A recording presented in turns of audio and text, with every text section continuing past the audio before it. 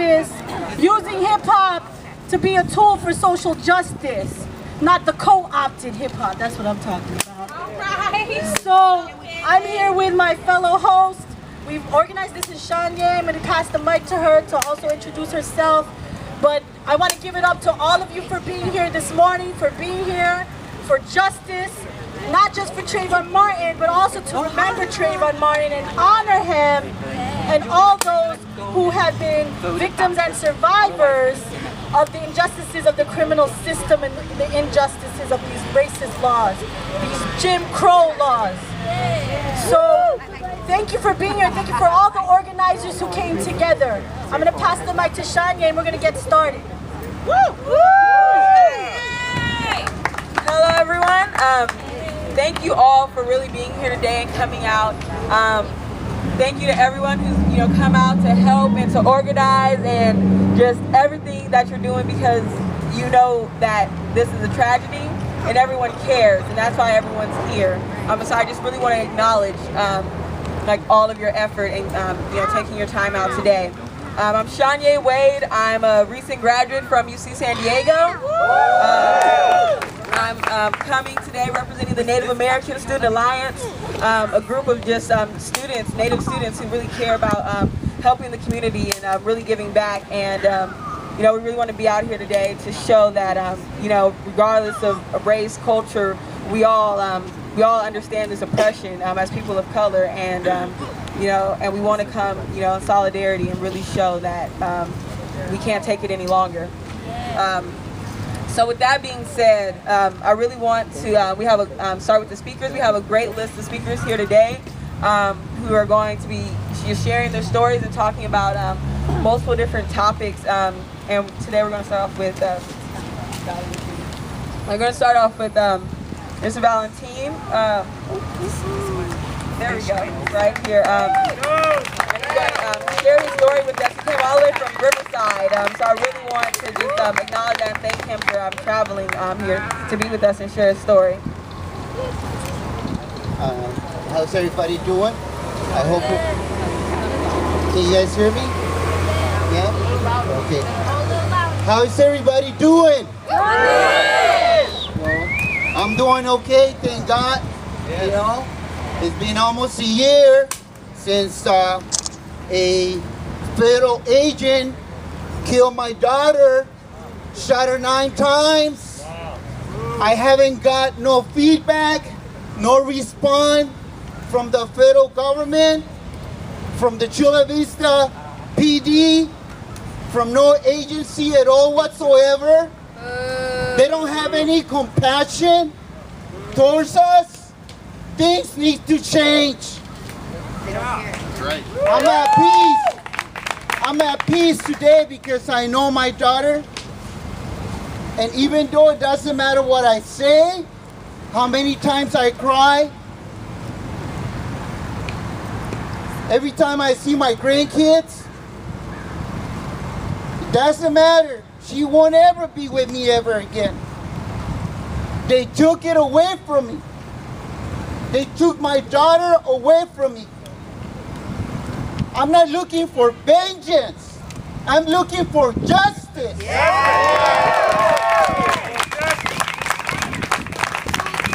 Now, today, I am sorry again to see a young man being killed. Regardless whether he was wrong, whether he was right, whether he was black, whether he was white, whether he was Latino, regardless, he should have never died. That's right. That's right. He should have never died. There's people out there taking the law up on their own hands. That's right. With no training, especially with no compassion. I feel sorry for their parents, for his parents. There is nothing I could do or say because I know their pain. I know their pain. And I am glad that you guys are gathering here together Because it's gonna take all of us, and then some, for this government to change its ways. That's right. Towards the people. That's right. The government is not for the government. The government is for the people, for your welfare, for our well-being.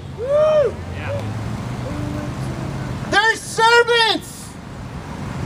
They are servants. You guys put them in that power. You guys put them in those seats. You guys got the power, not them. I don't, you know what, when my daughter died, I spoke to so many people. And even when I went to speak to the Chula Vista PD, these are some of the words they told me. You know what? In every family, there's a person who's always in trouble. In every family, even in our own family, that was the lieutenant was telling me. I have somebody in my family who's always giving us problems. You know what? Your daughter should have never been there. Your daughter was in the wrong place. Your daughter was in informal probation. By the time that this guy finished speaking to me, I felt like I needed to apologize for my daughter being born. For my daughter being alive. That's how they make you feel. Not even a second-class citizen. Enough is enough. We don't need another person to die. I'm all for having a government. I'm all for having good police officers. I'm all for us. I'm part of this country. I'm all for it. For better training. For better ways. I'm all for that. What I'm not for is for somebody else to die. Especially a young kid. My daughter, 5 kids. If you speak to police officers, if you speak to federal agents, if you speak to people of the armed forces, they had their problems when they were young. They all went like us. We're only human. But now they had a better opportunity. They have a future. And what happened to Trayvon? They took his future away. You don't know. He might have been a mayor, a doctor, somebody. He could have been somebody. We all go through tough times in life. I went through tough times in life, but I am here now. I'm a better person for all those experiences than I had in my life. But it's not right to get killed just because you're walking. And now, sometimes we have to give an explanation. We have to explain to ourselves why he was walking, why he was there. Do we need to defend him? No! He was free then. That is his right. He should have got home. Regardless if he was smoking a joint. That's right. Regardless of if he was drinking. Regardless. That's right. Yeah. He didn't deserve Regardless. They don't have the right. Not a well-intentioned citizen. Not a law enforcement officer. Not a federal agent. They don't have the right to kill you.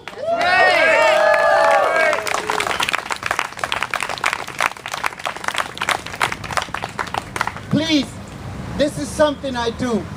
count with me until 9. 1, 2, 3, 4, 5, 6, 7, 8, 9. So that's how many shots they put in my daughter's body. Close range. And they want to tell me that's their training. They want to tell me that this guy is all right. He's all right to do that. He had the right. I don't have no information from Chula Vista PD. There's no report. There's no report from anybody. You know why they're doing this? Because they can. Right. Because they can get away with it. They say, I have a badge, I am the government, you are nobody. You don't have the right to bother me. Leave me alone. I'll give you whatever I want to give you whenever I got my time. Whenever. And they doing it to us, to all of us. Today is me. Tomorrow it could be your sister, your mother, your aunt, you. It could happen to you. You think I thought it was going to happen to me, to my daughter? It could be you.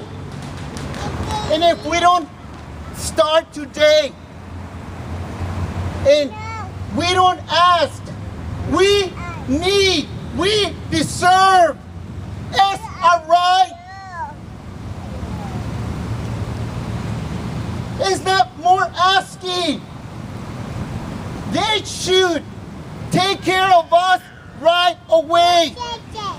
What about if it was the mayor's daughter, the government daughter, the president's daughter? You know?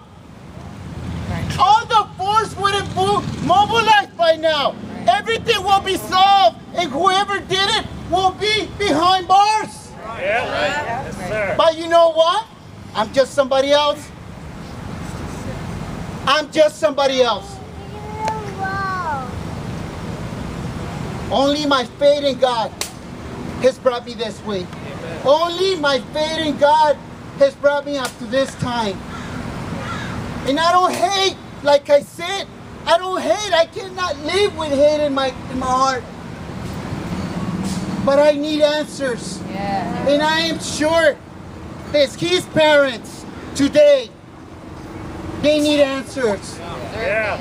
And the right answers. Yeah.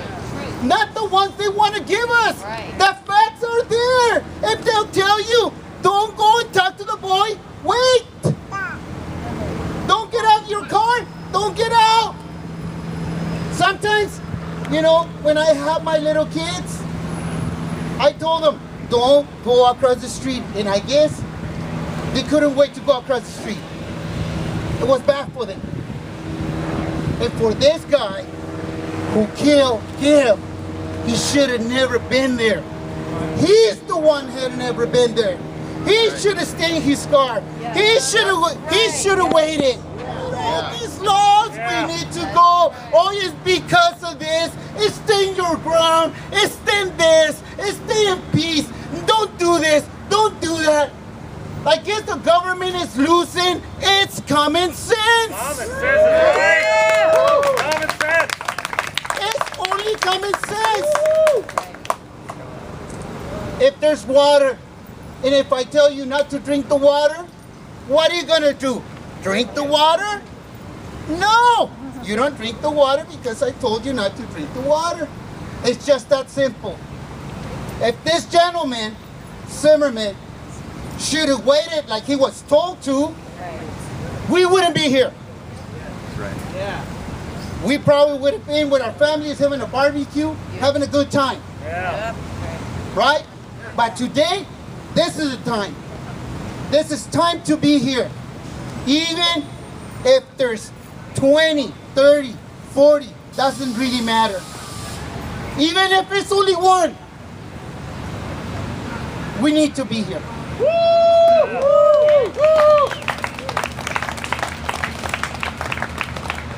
Listen, I am so sorry. I am so sorry for the parents. I am so sorry for them because, like I said, it doesn't really matter what I say. It doesn't really matter what we do. Trayvon is not going to be here anymore. Never. They took his life, and it's a life. Life is sacred. I don't have the right to kill anybody. You guys don't have the right to kill anybody. It's a sacred life. So today, I just want to have a prayer for the parents of Trayvon. Thank you, Lord Jesus. And I don't want to offend anybody. Please, I'm not against anybody. Please, Lord Jesus, I just want to thank you for his life. I'm here today celebrating his life. But I ask you today to be pleased with the parents. They're the ones who need help. They're the ones who need peace. They're the ones who need grace. So today, Jesus, I ask you to help them out. Give them the wisdom, the patience, and the hope to continue on in this life. Thank you very much.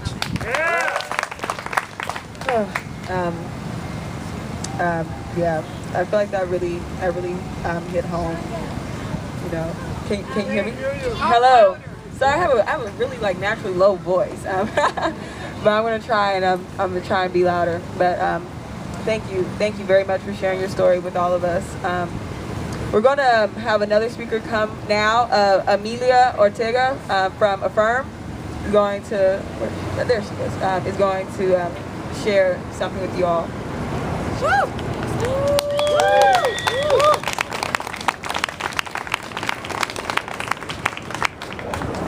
Good afternoon, everybody. I stand here today as a representative of Affirm, a transnational anti-imperialist women's organization. Now you may ask, why is a group of transnational immigrant and daughters of immigrant women standing up for Trayvon Martin? The answer is simple. There is a war on the poor, on people of color, on immigrants, and on women in this country.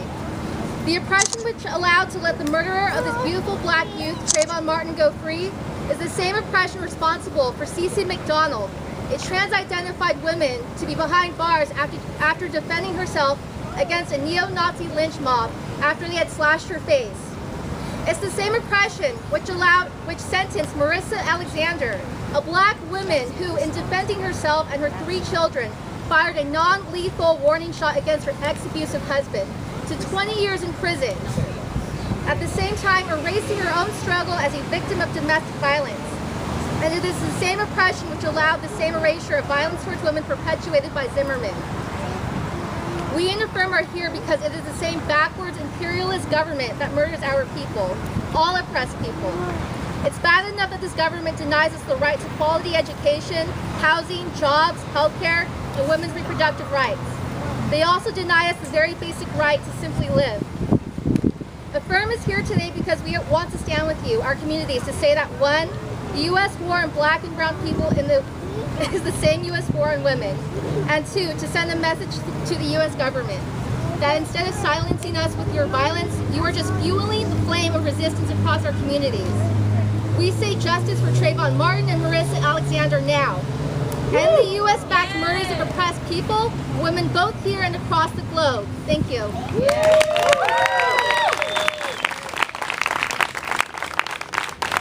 All right, so I hope you all stick around because we are going to have a march after this, so please stay around.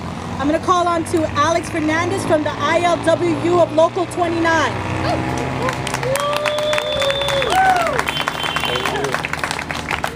Thank you. How's everybody doing today?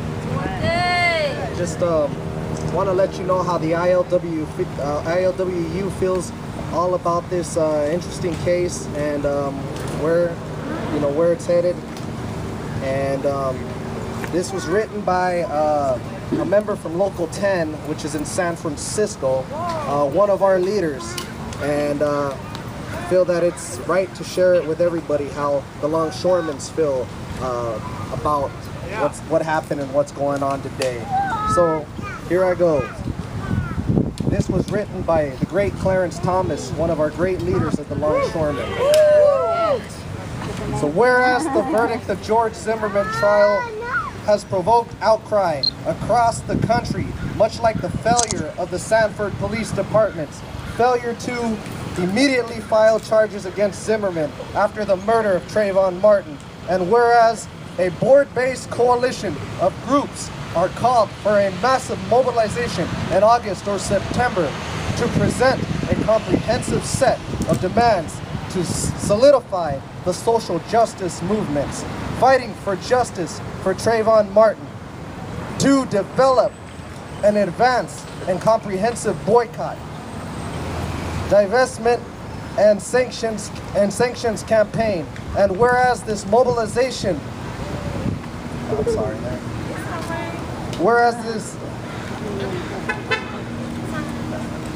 Whereas this mobilization represents an opportunity for young people, specifically youth of color, to forge a civil rights movement in the 21st century, utilizing strategies and tactics of civil rights movements of 50 years ago, such as boycotts, sit-ins, marches, and mass civil disobedience. And whereas the labor movement represents the most organized sector of the working class and is strategically positioned to provide leadership and resources for this emerging social justice movement, much as we did in the 60s when we made Dr. Reverend Martin Luther King an honorary member of the ILWU 6 months before his assassination.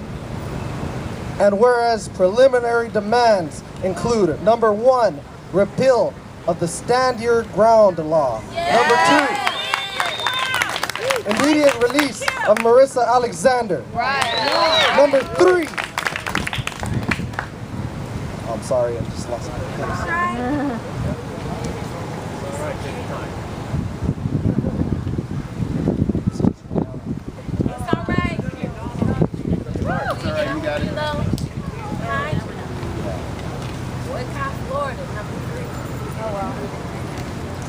I'm sorry, brothers and sisters. It's all right. Sorry. I will speak from the heart. How the ILWU feels about this is just, we feel saddened. We don't want no one else to suffer. We want to see everybody have an equal right. We were founded on trying to bring equal rights for workers back in the 30s. Yes, my brothers and sisters, in the 30s, our union was founded on blood. That's why Clarence Thomas is so deep about this. A lot of generations have followed that. We all have families. We're a family union, and a lot of our families back in the day, a lot of our friends from Local 29, Local 13 Los Angeles, and Local 10 San Francisco suffered a lot to bring workers' rights and to bring rights for everybody. I'll tell you, we are one of the best unions out there, if not the greatest, because of so much bloodshed. Because we stand up all the time for somebody who's going through something. If we find out somebody's suffering, we'll be there. We are the ILWU. We support Trayvon Martin. We support Alyssa. That's what Clarence Thomas wants you guys to all know. That no matter what, if somebody's suffering, if another union's going through something, we are there. Like I said, we went through bloodshed ourselves to become a union. We suffered. Our brothers and sisters from the past suffered, so we are here today to support Trayvon Martin and to show you that, yes, people suffer all the time, things happen all the time, my brothers and sisters, but let me let you know something, that you are not alone. Mr. and Mrs. Zimmerman, you are not alone. The ILWU supports you to the fullest, 100%, from all the West Coast ports, from San Diego to Canada. from Canada to Australia. I bet you everybody has heard what was going on in the ILWU. And so we're behind you. And we're behind everyone else here today. And we want to thank you for coming out, and God bless you all.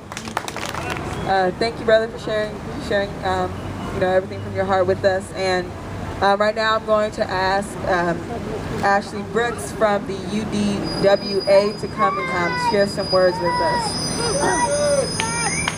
Hello, everyone. I'm sorry that this isn't a happy occasion. I'm very sorry that this is a very, very sad occasion. I want to thank the brother from Riverside. Thank you very much. Our prayers go out to you and our hearts go out to you. I can imagine how your family and how you have suffered because of this tragic event. What I am the district chairperson here in San Diego for the United Domestic Workers of America. We are home care providers here in San Diego County. We have approximately 25,000 home care providers here. We take care of seniors, the disabled, the people who are most vulnerable, the people who have special needs. That's the type of work we do. With the Trayvon Martin issue, the family, our hearts go out to them. We ask the good Lord to help them in their time of grief, in their time of sorrow, in their time of despair. God forbid that this would happen to any one of us. A father should outlive his son. A father should never have to bury his son. This is a very, very sad moment. It's time to speak from the heart, because we know that certain laws don't matter anymore. I'm a product from the 60s. My father was in the March of Washington, D.C. in 1963 with Martin Luther King. My father was an AME minister here in the United States. I am the grandson of one of the founding fathers of the Church of God in Christ. I was raised in the church. I was raised to respect human life and human beings as we walk here on this land. My heart today says, it's got to stop. One day I came home from work. My mother and sisters were on the porch crying. Brooksy, go down to the church. The Klan planted a bomb. Your dad's looking for the bomb in the church. I went down there and saw my father. Dad, come away from there. He said, son, he said, you got to help me look for this bomb. If freedom is worth anything, it's worth it now. We found the bomb, smoldering. We called the bomb squad, and they came down and got it. Today it saddens me that we still have this in America. For all you young people out there, look up your history. You got to look it up, because if you don't know your history, you're destined to repeat it. Look it up. Now, I've written a few things because I went online and I went to the news agencies and I looked it up. There is no justice right now. There never will be. We have here in the United States, we have a torrid history here in the United States, a very torrid history. We have a very, very difficult racial history in the United States. We don't know if it'll ever change, but we have to try to make it change. You've got to try. We can no longer stand here and accept what has happened.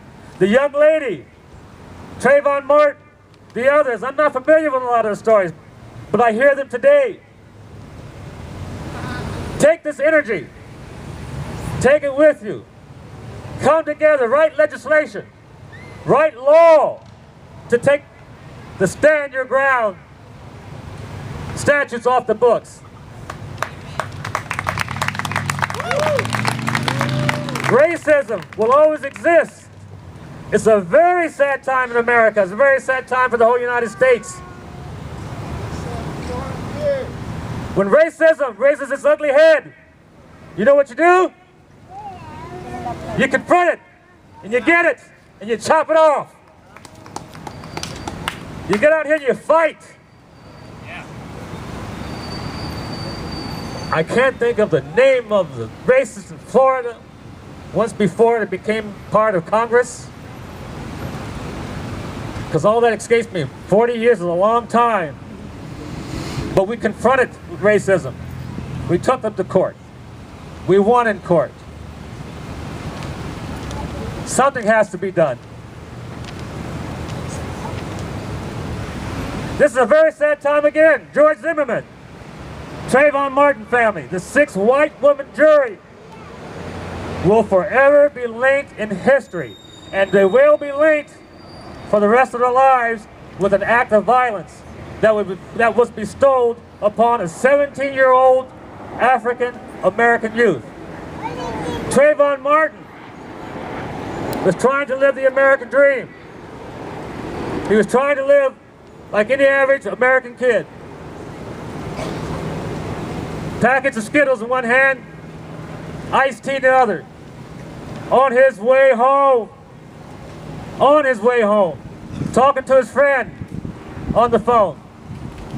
Trayvon Martin's dream turned into a nightmare. And that nightmare resulted in his death. That's sad. That's a very, very sad situation. And it's sad for America right now. Very sad for America.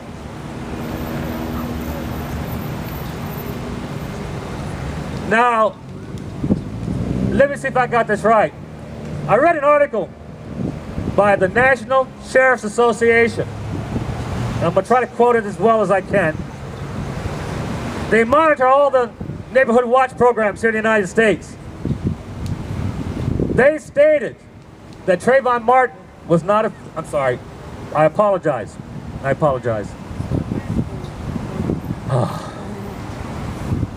George Zimmerman was not part of any neighborhood watch program under their jurisdiction. He was not recognized as a captain of any neighborhood watch program. Not even his own organization said he was the captain. They did not recognize him. He took it upon himself to do what he did.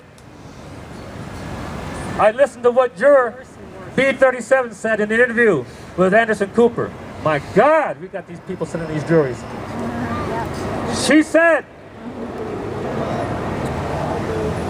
that George Zimmerman had the right to do what he did. Who is right? She stated she felt that everyone in America has a right to carry a gun so long as they learn how to use it properly. And that's about the closest quote that I can remember what she said from that interview. Use it properly? So now, with that, all of us can arm ourselves. All of us can stand our ground when confronted with any type of person who doesn't like you for the color of your skin. Because you're tall, because you're short, because you're fat, because you're skinny, because you're black, because you're white, because you're Hispanic, because you're Asian, because you're different. That's the most disgusting, horrible thing I've ever heard in my life. To arm every single citizen in the United States. Good God, that's horrible. Now the next part of that was, and let me see if I got this right. George Zimmerman took the law into his own hands. Not authorized by anyone. The jury stated that he was a good guy. He helped out a neighbor. The neighbor had a break-in. He was a killer. Yeah. He was a killer. Yeah, he was a murderer. Second-degree murder plus manslaughter. But he helped that neighbor. He even gave her a lock for her door. They didn't know who broke in. They had no description of anyone. George Zimmerman, when he saw Trayvon Martin, did not offer any help to that individual. He didn't say, hey, are you lost? Can I help you? I'm part of the neighborhood watch. Can I please help you something? I'll be glad to give you a ride home. It's raining outside. It's raining. I'll take you home and help keep you safe. He didn't do that. He didn't do that. So let me see if I get this right. George Zimmerman, white male. I'm sorry, 200 pounds plus, with a loaded gun, concealed. Trayvon Martin, 140 pound, young African American kid with a hoodie, Skittles and iced tea, walking home in the rain. George Zimmerman, at that moment, decided to make himself judge, jury, executioner, because he racially profiled that individual, because he didn't like him for the color of his skin. For the color of his skin, he didn't like him. And if you think it's anything different, you're fooling yourself. Because this country has stopped to think about how it was founded. You better believe it. Europeans, white Europeans, Africans that came to this country. I have European ancestry. I have African ancestry. And I have Native American ancestry. My African ancestry were brought here in chains. My European ancestry came here as free men and women. My Native relatives. And my cousin Chin told me every day when I was a kid, he was he was Cherokee Indian. He was my second cousin. And he taught me, Brooksy, I'm going to tell you Indian stories. I'm going to tell you what the white man did to the Indian. See, I've had it. I'm the true American, just like all of you out there.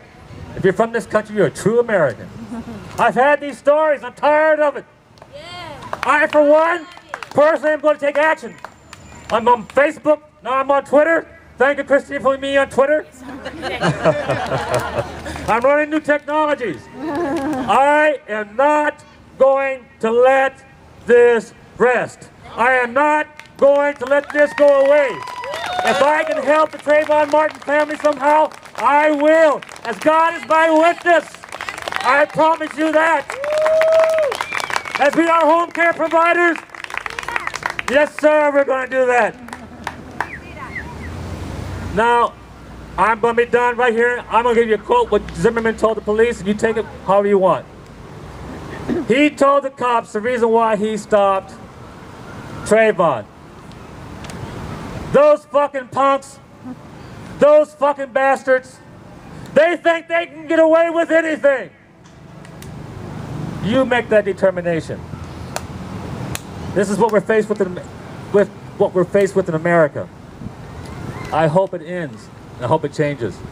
And I hope this doesn't go away. This is nice to have this assemblage, but I hope you'll remember this for the rest of your lives. Hey, thank you for coming out. Thank you. All right, we have, apologize if we're rushing, we do have the speakers only a certain amount of time, the sound system. So I'm going to call somebody who we met today, who will share her story of someone who also was lost. Her name is Tokyo Abraha.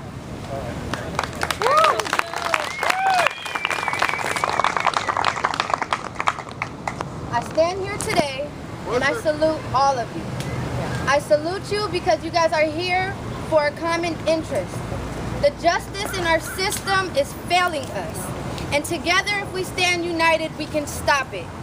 One voice might not matter, but all our voices together can and will be heard. Yes. Trayvon Martin was an innocent soul that sadly was taken from us. We are not here today because we are at his graduation. We're not here today because we are at his wedding. We're not here today because we are at the birth of his child, but we're here because we lost him. Zimmerman will wake up on Christmas morning, he will tell his children he loves them, he will kiss his wife, and that is something Trayvon will never receive. His parents have to wake up every day with the fact that their child is no longer with us. This is one out of millions of stories where the justice system has failed us. And if we don't do something about it, it's going to continue. I am 22 years old and one day I hope to start a family.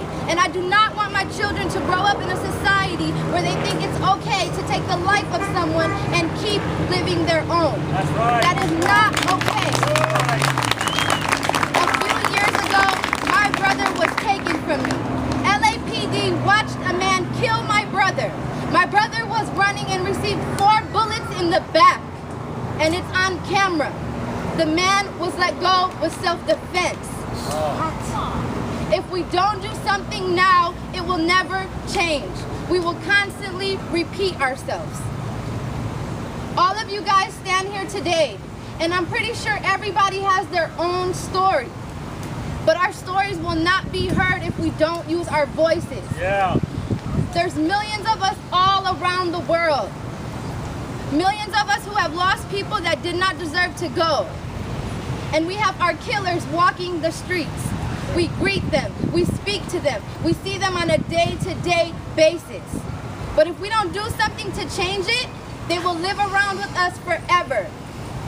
Let Trayvon's death be an opening call to everyone. Let it wake everyone up. Trayvon's case has hit media all around the world. My brother's case hit my family. But I will be that one voice out of a million that will forever speak for him.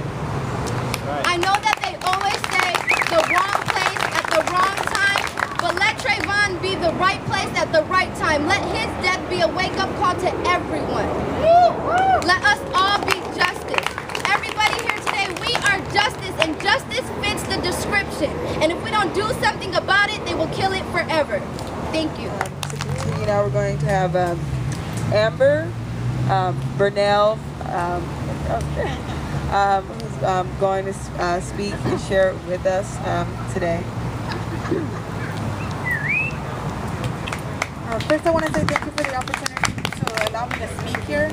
I'm going to be real quick because I know we got to get the march going. But I want to say that it's a shame to have to say that today our nation struggles with discrimination, prejudice, and a corrupt system.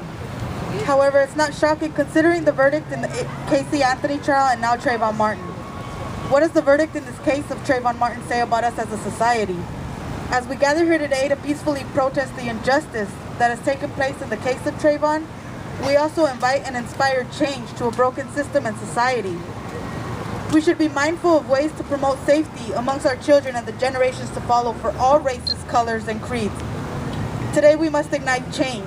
If our leaders in charge cannot be our voice, we will create a channel to make our voices heard on our own. We will educate the ignorant and encourage the brave to ethically and morally stand up for what is true. Trayvon's death was a senseless crime. However, if we don't change the way we as a society think, his death will not be the last to be lost in vain. Our Constitution clearly states that there should be freedom and equality for all. It does not specify justice for only a few. To me, this means we are all equal despite where we live or how we were raised. It means equality for human life, period. I stand here today to support the necessary change that must take place in our judiciary system.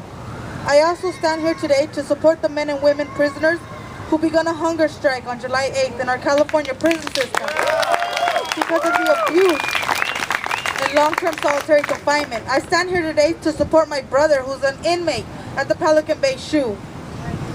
He's on a quest to fight a corrupt system that's driven by tax-paying dollars. These inmates were given a sentence by a jury of their peers, and long-term indefinite solitary confinement was not included in that sentence. Many of the men and women starving themselves have been in solitary confinement for decades with no disciplinary write-ups for over a decade. These inmates lack natural sunlight, human contact, and they live basically caged like animals, 23.5 hours a day. Torture of any kind is unacceptable. Trayvon Martin's family will be tortured emotionally daily due to an unjust verdict and their precious loss. These inmates are entombed in a box, being physically, emotionally, and psychologically tortured daily because as a nation we are too concerned with the money our prison system generates to stop this routine. Rise up, people, make a difference. Today we will end torture of any kind because it's our right and our duty to protect those that cannot always protect themselves. Change is coming. Stay strong and united today, tomorrow, and always.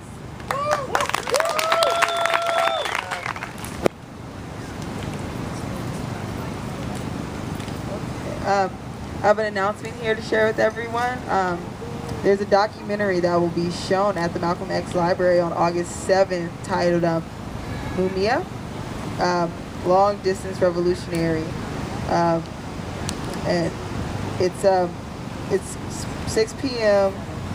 Malcolm X Library is co-sponsored by the African American Writers and Artists and the Committee Against Police Brutality. So definitely, if you have a chance, please come out to that. That'll be great. And then we're going to announce our last speaker. Then after this, we'll get ready to begin the march.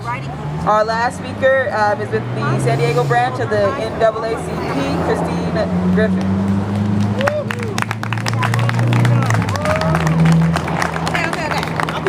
I'll be quick, so we can hurry up and march. All right, so just to let everybody know, our route is going to be, we're going to be going down this street, and then we're going to be making a, what is that called? Is it a right? We're going to be making a right onto Broadway, and then we're going to be making a left down front, and then we're going to be making another left on the East Harbor, and then we're going to be going up 5th, and we're coming back here. Now, it's all right if you get a little tired. It's okay. Because many of you have already been to so many marches and so many rallies. But while we have you, yell for Trayvon. Speak up for Trayvon. And everyone who was in the planning committee for this, can you raise your hand? Everyone help? All right. And also, everybody, this is something that we need to turn into annually for Trayvon and for the other people and families who've lost their loved ones to violence. So please connect with one of us, because we do want to continue to have this discussion for solution. Now, I had a lot of stuff written down to say, but I'll just put it on my Facebook. Let's go! And you can follow the march captains, which is Bo and Christina. When do we want it? Now. What do we want? Justice. When do we want it? Now. The people united will never be divided. The people, justice will never be now. What do we want? Justice. When do we want it? Now.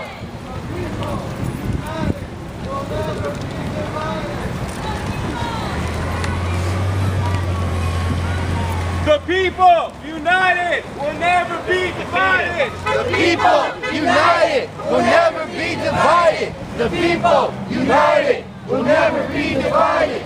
The people united will never be divided. The people united will never be divided.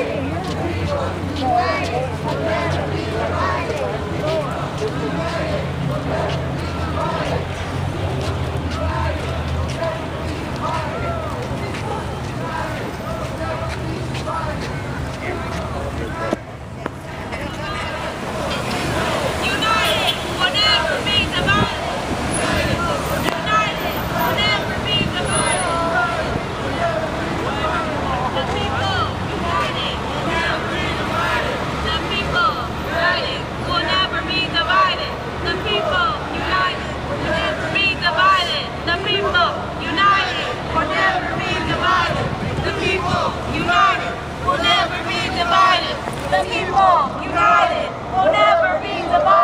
The people united will never be divided. The people united will never be divided. United. Never be divided. The people.